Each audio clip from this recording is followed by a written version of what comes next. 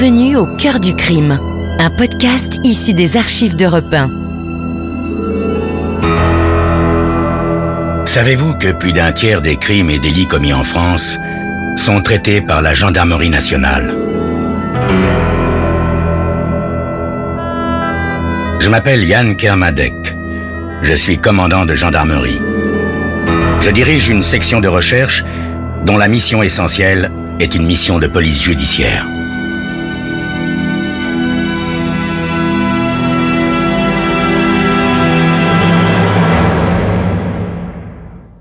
L'histoire que je vais vous raconter est une histoire vraie. Tous les faits sont réels et se sont déroulés en France. Seuls les noms des personnes et des lieux ont été changés.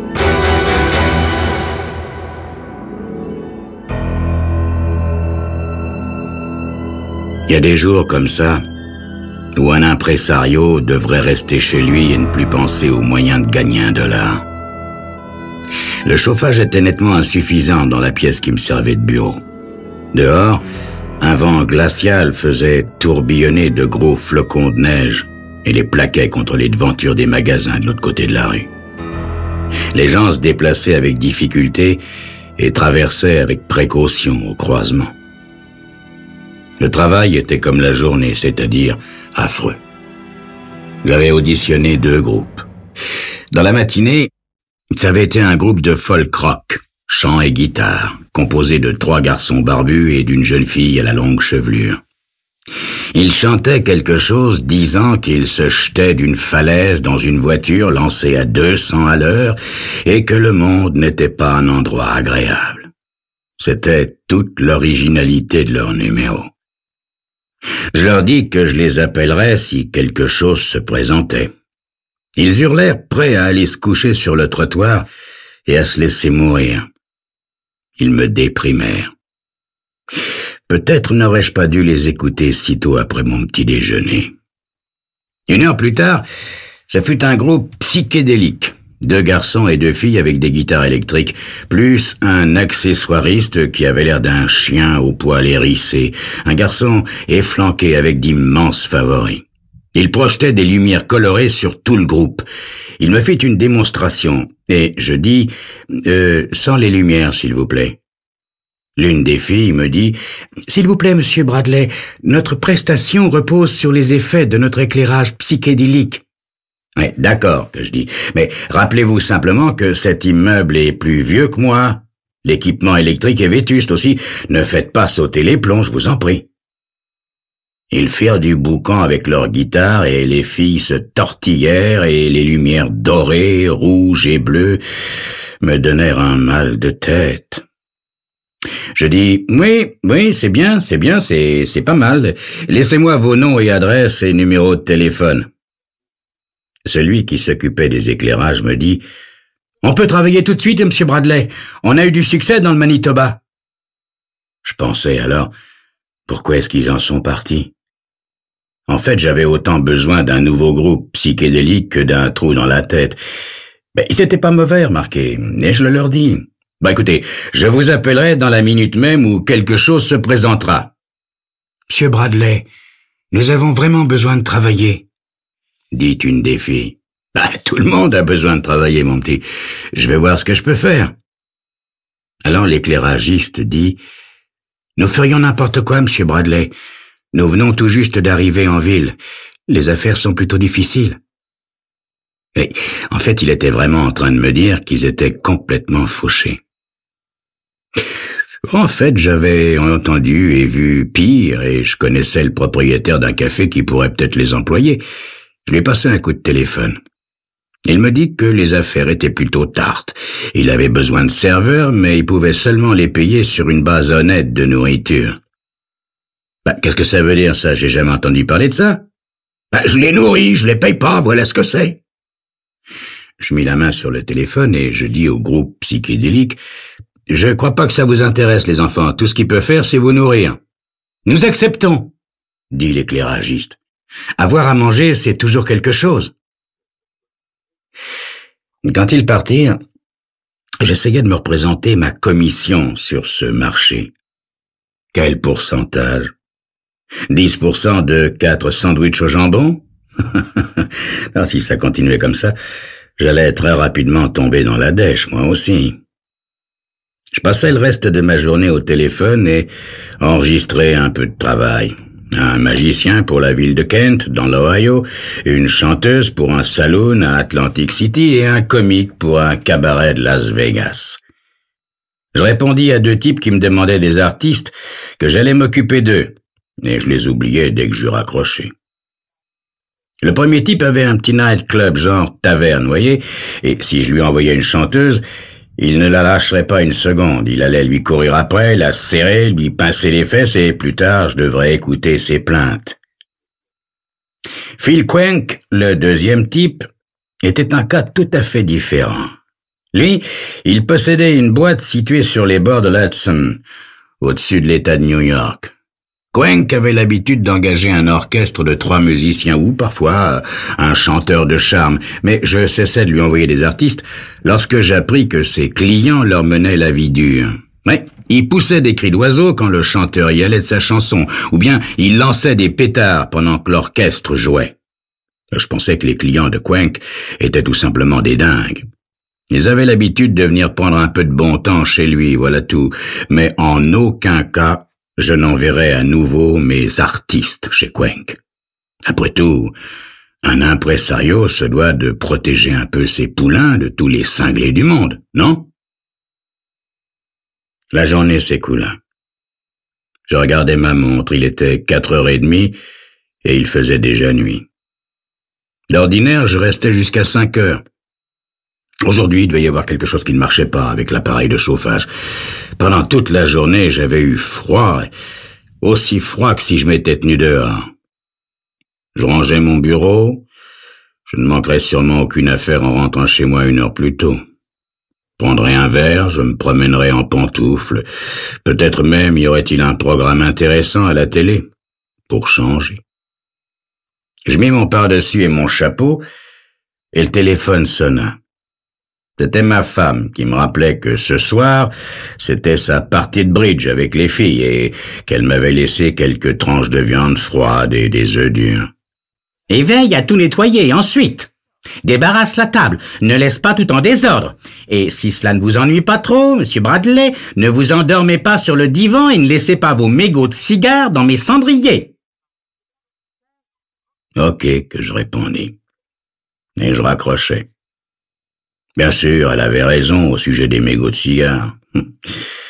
Mais quand même, 33 ans de vie commune, nous avions 2 enfants et 3 petits-enfants, et elle m'appelait encore Monsieur Bradley d'un ton sévère. Soudain, on frappa à la porte et une fille élancée, jolie, entra dans mon bureau. Elle avait une 20aine d'années. C'était une brune au visage mince et aux grands yeux bleus avec de la neige toute fraîche dans les cheveux. Quelque chose en elle m'était familier.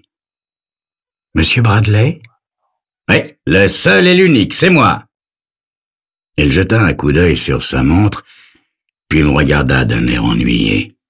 « Je croyais que le bureau était ouvert jusqu'à 5h. » Oui, d'ordinaire, il l'est, mais aujourd'hui, voyez-vous, j'ai un rendez-vous d'affaires. Vous vouliez me dire quelque chose? Mon nom est Janet Hall. Je chante, Monsieur Bradley. J'espérais passer une audition devant vous. Ah, il est un peu tard, mon petit, revenez demain matin, hein?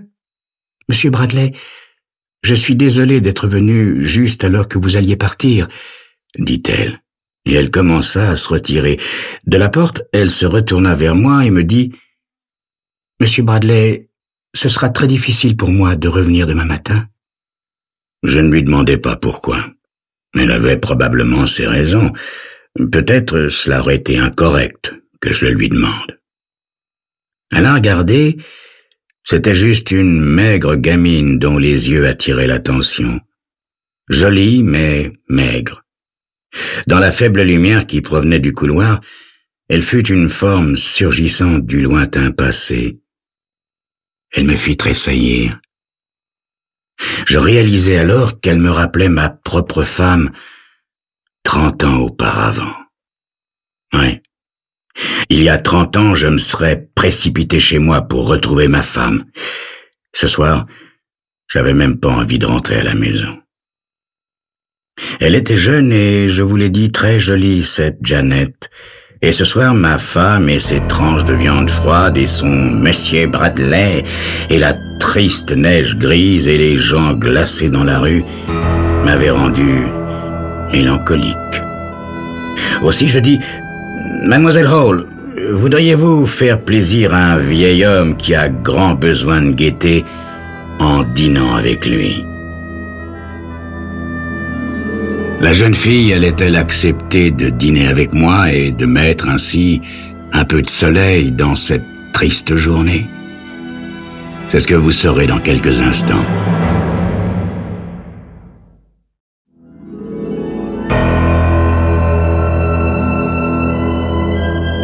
Quoi de plus démoralisant pour un impresario que d'auditionner des chanteurs et des musiciens sans intérêt? Ainsi s'était passée ma journée. Et puis, au moment où j'allais rentrer chez moi, une ravissante jeune fille avait fait son apparition dans mon bureau. Je lui proposai de dîner avec moi, malgré mon grand âge. Elle fit rapidement une estimation de ma personne, puis m'adressa un chaud sourire. « Je ne trouve pas du tout que vous soyez vieux. Je trouve que vous avez un air très distingué avec vos cheveux gris. Vous êtes très attirant même. Et je serais ravi de dîner avec vous. » Un énorme steak, de la salade à la française et une pomme de terre cuite. Vous aimez ça? Elle fit un simple signe de la tête et eut l'air d'être très heureuse. Aussi, je l'emmenai dans un endroit où il y avait des banquettes basses recouvertes de cuir et une tête d'élan accrochée au mur et où la boisson était bonne et les portions copieuses et succulentes. Elle attaqua son steak comme une troupe de piranhas. C'était merveilleux de la regarder tout simplement. Après le repas, nous prîmes un café et elle me parla d'elle. Elle était née dans une petite ville de la Nouvelle-Angleterre. Après la mort de son père, elle était venue dans la grande ville pour étudier l'art dramatique et le chant. Puis, elle s'était retrouvée sans argent. Un professeur lui avait dit qu'elle avait une jolie voix et elle était venue me trouver. « Je vous auditionnerai demain matin, mademoiselle Hall. »« Monsieur Bradley, est-ce que je ne pourrais pas auditionner maintenant? »« Pourquoi pas? Personne ne m'attend à la maison. »« D'accord, mademoiselle Hall. » Et nous retournâmes à mon bureau. Je me mis au piano. Elle avait une voix convenable pour l'un de ces mauvais spectacles musicaux de collège. Elle n'était pas assez bonne pour en faire une chanteuse professionnelle. Dommage. Je me sentis soudain très triste parce que, déjà, je l'aimais bien. J'aurais tant voulu l'aider. Je lui dis que j'étais désolé. « Merci pour tout, » dit-elle. Puis elle me lança un regard mal assuré.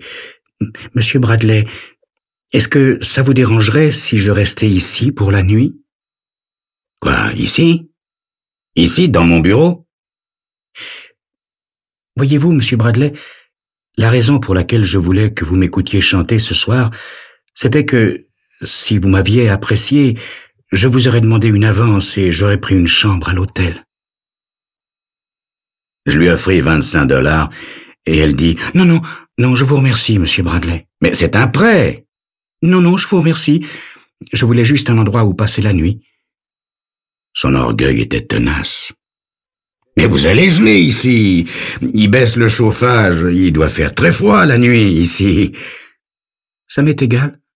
Je vous en prie, monsieur Bradley. » Je sortis et j'allais acheter un petit radiateur électrique que je ramenais. « Bon, allez, dormez bien. Et surtout, n'ouvrez la porte à personne. »« Merci, monsieur Bradley. Vous n'avez pas à vous tourmenter. Je ne prendrai rien. »« Bah, prenez donc tout ce que vous voudrez. Mon bureau, mon antichambre, un calendrier offert par ma compagnie d'assurance. Vous me ferez une faveur. Laissez les cendriers seulement, hein. Je les ai chippés dans un hôtel et je les aime beaucoup. »« Je vous adore, monsieur Bradley, » dit-elle en éclatant de rire. C'était quelqu'un, cette Janet Hall. Il y a 10 ans seulement, j'étais encore un tigre. Mais ce soir, je lui dis tout simplement « Bonne nuit, mademoiselle Hall ». Je rentrais chez moi et je me couchais. Lorsque ma femme rentra, elle me réveilla. « Mais qu'est-ce qui t'arrive? Tu souris dans ton sommeil? Tu as l'air heureux ?» « Ah, ne me réveille pas, je t'en prie. Je rêvais d'une jeune fille, d'une jeune et jolie fille qui dort sur le divan de mon bureau. » Ah, il y a peu de chances que ça arrive. Ne parle donc pas comme un vieux fou.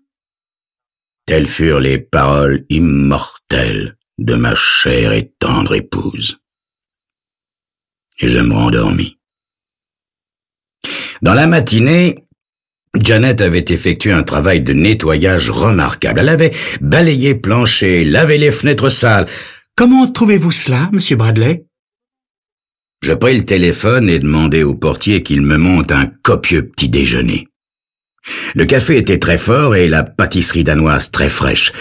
Janet me dit que j'avais besoin d'une secrétaire. « Oh non, non, mademoiselle, j'ai toujours été tout seul à m'occuper de mes affaires, je n'ai pas besoin de secrétaire. »« Mais je sais taper à la machine, je peux répondre au téléphone, je travaillerai dur, vous savez, je suis très efficace. Et vous avez besoin d'un peu de rangement dans ce bureau. » Voyons, Janet, une jolie fille comme vous, ici, ma femme me tuerait. Je pensais tout à coup qu'au fond, ce serait très agréable d'avoir Janet Hall dans ce bureau. Bon, écoutez, très bien, très bien. Nous allons essayer comme ça à titre temporaire. Elle éclata à nouveau de rire. Ah, je vous adore, Monsieur Bradley. Sa jeunesse exubérante était contagieuse. Je compris que j'allais vivre, enfin, une heureuse période. À la fin de la journée, je réalisais quel soutien elle était pour moi et pour mon travail. Elle me déchargeait d'un énorme poids. Elle répondait aux lettres, s'occupait des appels téléphoniques et disait aux divers clients auxquels je ne souhaitais pas parler, tout simplement que je n'étais pas là. À la fin de la semaine, je me demandais comment j'avais pu m'en sortir jusqu'ici sans elle. Elle apportait en plus le réconfort, la joie et une dimension nouvelle dans ma vie. Avec elle, je me sentais 20 ans de moins. Le simple fait de l'avoir auprès de moi était comme un renouveau de ma vie. Puis le malheur survint avec un grand fracas. Elle tomba amoureuse de Dean Conrad. C'était mon artiste le plus important, un chanteur. C'était aussi un beau salaud. Il y a dans le monde infiniment beaucoup plus de gens qui ressemblent à Janet Hall qu'à Dean Conrad. Mais ceux qui ressemblent à Conrad vivent aux dépens de ceux qui ressemblent à Janet Hall. Il n'y avait rien de bon en lui. Il tirait une grande fierté à compter parmi ses amis un grand nombre de gangsters. Il méprisait les femmes et les traitait avec la cruauté d'un marchand d'esclaves. Il avait un tempérament excessif et il ne se sentait absolument pas gêné de corriger durement sa petite amie du moment. Avec tout cela, sa popularité grandissait d'année en année. Au lendemain de la première soirée qu'elle passa avec Conrad, quand Janet arriva à mon bureau, je la fis asseoir et lui dis tout ce que je savais sur lui. Elle me remercia et me dit qu'elle trouvait que mes inquiétudes étaient délicieusement vieux jeu, mais qu'elle était une grande fille maintenant et qu'elle savait très bien prendre soin d'elle-même. De plus, Dean Conrad avait été un parfait gentleman. Quand elle parla de lui, ses yeux brillèrent et ses joues se colorèrent. 3 mois plus tard, quand il l'eut prise dans ses filets avec des promesses de mariage, je le rencontrai et lui dis que Janet méritait mieux. Il éclata de rire et me dit « Bradley, toutes méritent mieux. Elle va quitter son travail chez vous. Oui, je viens de signer pour une prochaine tournée dans tout le pays et j'ai l'intention de l'emmener avec moi comme secrétaire personnel, si vous voyez ce que je veux dire. Mais vous n'avez pas besoin de secrétaire personnel, vous n'avez besoin que de vous-même. Ah, peut-être en pincez-vous aussi pour elle, Bradley. Mais vous êtes beaucoup trop vieux. L'ennui avec vous, c'est que vous n'avez pas évolué avec votre temps. Quelle importance, si je lui dis adieu après la tournée, hein, quelle importance. Elle doit apprendre les réalités de la vie et je suis un professeur de première classe. Maintenant, mettez-vous bien dans la tête, Bradley, que ce que je fais me regarde. Alors, occupez-vous de vos affaires et moi, je m'occupe des miennes. Lorsque je revins à mon bureau, il était plus de 5 heures et Janet était déjà partie. Je trouvai un message sur ma table de travail. Cuenck avait appelé. Je m'assis et pensais à Dean Conrad et à Janet. Il était en train de jouer une partie dans laquelle elle serait forcément perdante. En relisant le message qui portait le nom de Cuenck, j'eus soudain une idée. C'était de la folie, assurément, mais ça pouvait marcher. Je téléphonai à Cuenck, puis, après m'être entretenu avec lui, j'appelai Dean Conrad et je lui demandai de m'excuser d'avoir été un vieil homme se mêlant de ce qui ne le regardait pas. Est-ce qu'il pouvait me pardonner ça? Mais bien sûr que je vous pardonne, mon vieux. Puis, je lui demandai de me faire une faveur en acceptant d'aller chanter quelque temps chez Cuenck. Chez Cuenck? Mais j'en ai jamais entendu parler. Et vous savez bien, Bradley, que je ne travaille pas pour le cachet minable que ce genre de boîte peut m'offrir. Non, écoutez, Dean, je dois un service à ce type. Tout ce que vous aurez à faire, c'est d'aller là-bas, de montrer votre figure, de chanter 1 ou 2 chansons et puis de partir ensuite. C'est tout. Je ne vous le demanderai pas si ce n'était pas important pour moi. J'ai promis que j'arrangerais cela avec vous. Après avoir réfléchi, Conrad accepta. Nous étions un jeudi. Il passa chez Cuenck dans la nuit de vendredi à samedi. La police m'appela le samedi matin. Je partis en voiture et je parlais à un lieutenant de police qui s'appelait Sam Pitchard et qui m'expliqua ce qui s'était passé. Le cabaret de Cuenck n'avait plus que des places debout pour la prestation de Conrad. Lorsqu'il commença sa 2e chanson, il fut accueilli par un concert de cris d'oiseaux poussés par les clients.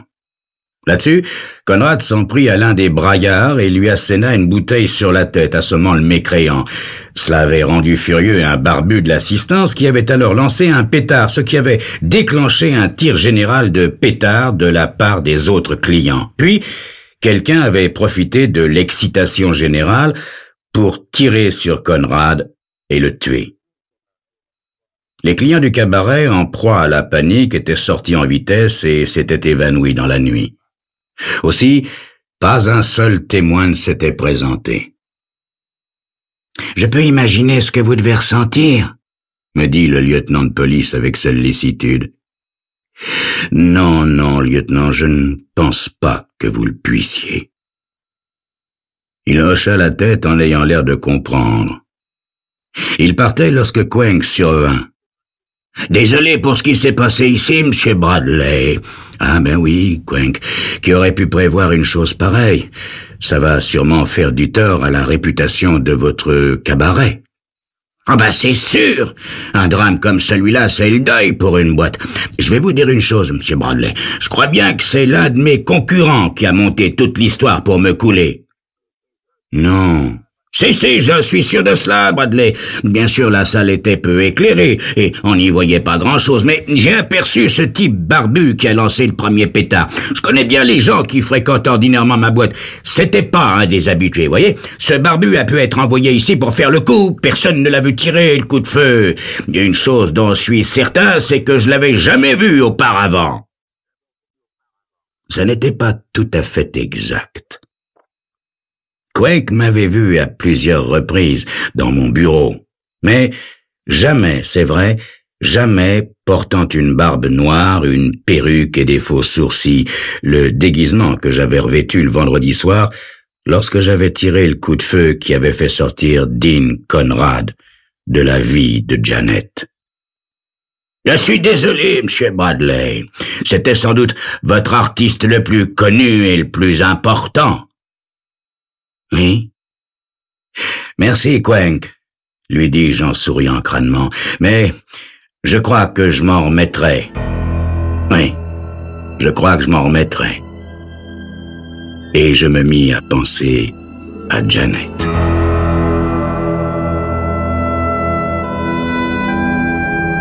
Vous venez d'écouter Au cœur du crime, un podcast issu des archives d'Europe 1. Réalisation, Julien Tarot. Production, Romy Azoulay. Patrimoine sonore, Sylvaine Denis, Laetitia Casanova et Antoine Reclus. Promotion, Marie Corpet. Au cœur du crime est disponible sur le site et l'appli Europe 1. Écoutez aussi l'épisode suivant en vous abonnant gratuitement sur votre plateforme d'écoute.